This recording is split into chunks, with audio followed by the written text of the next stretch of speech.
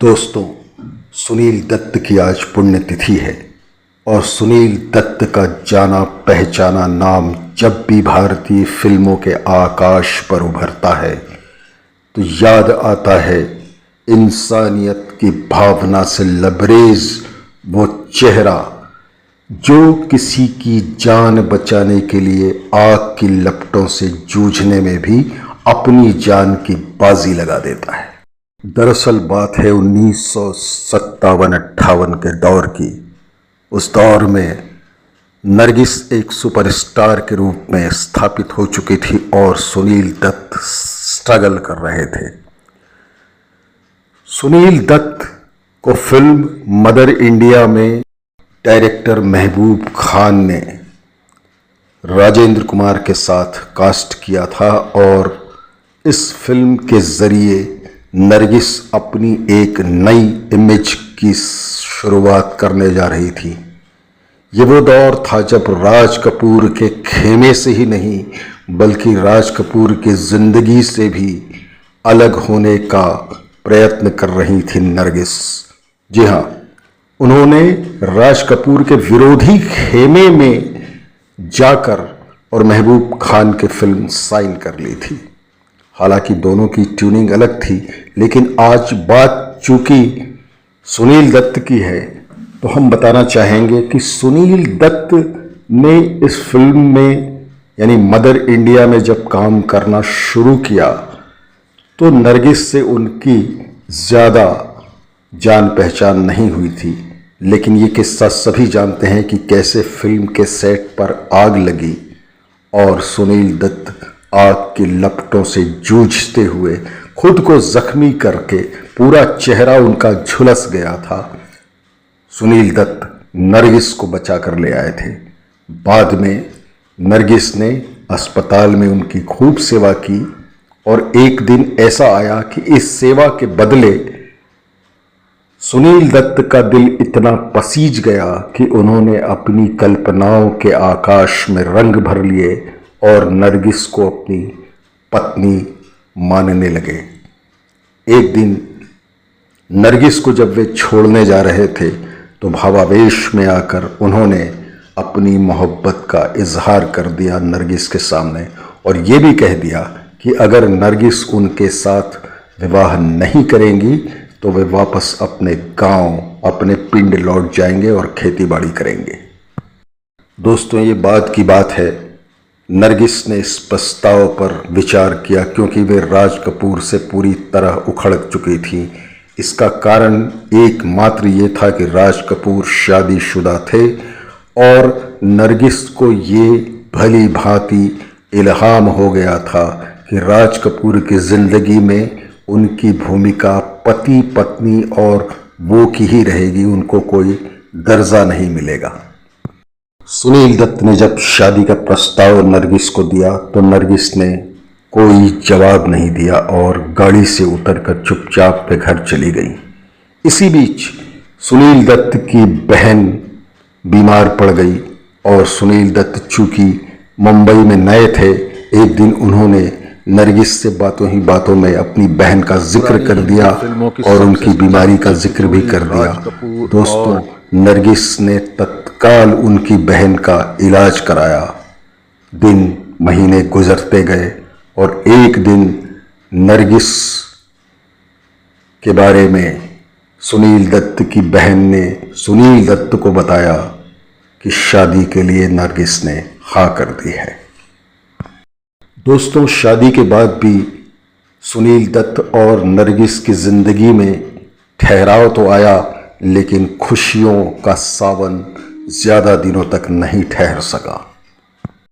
Cancer की लंबी बीमारी के बाद 1981 में नरगिस की मौत हो गई और नरगिस का ये कितना बड़ा दुर्भाग्य था कि उनकी मौत के 4 दिन के बाद उनके बेटे संजय दत्त की फिल्म रॉकी रिलीज हुई। 3 बच्चों के पिता सुनील दत्त ने किसी तरह से अपने निजी दुख दर्दों पर काबू पाया और बच्चों की खूब परवरिश की। उन्हीं दिनों एक हादसे ने पूरे भारत को हिला कर रख दिया। मुंबई में बम ब्लास्ट की घटना हुई और इसमें संजय दत्त का नाम आ गया। दोस्तों, यहाँ संजय दत्त को लेकर सुनील दत्त ने तत्कालीन मुख्यमंत्री शरद पवार से बाकायदा कहा कि अगर उनके बेटे का इन्वॉल्वमेंट इस जघन्य कांड में साबित होता है तो उनको जेल भेज दिया जाए। सुनील दत्त ने बाकायदा संजय दत्त को विदेश से बुलाया और एयरपोर्ट पर ही संजय दत्त गिरफ्तार कर लिए गए। अपनी जीवनी में शरद पवार लिखते हैं कि इस घटना के बाद सुनील दत्त उनसे मिले और उन्होंने ये भी कहा कि क्या उनकी कोई मदद संजय दत्त के मामले में हो सकती है, लेकिन शरद पवार ने बताया कि संजय दत्त के खिलाफ इतने एविडेंसेस हैं कि उसका बचना मुश्किल है। तो सिर झुकाकर सुनील दत्त चुपचाप निकल गए।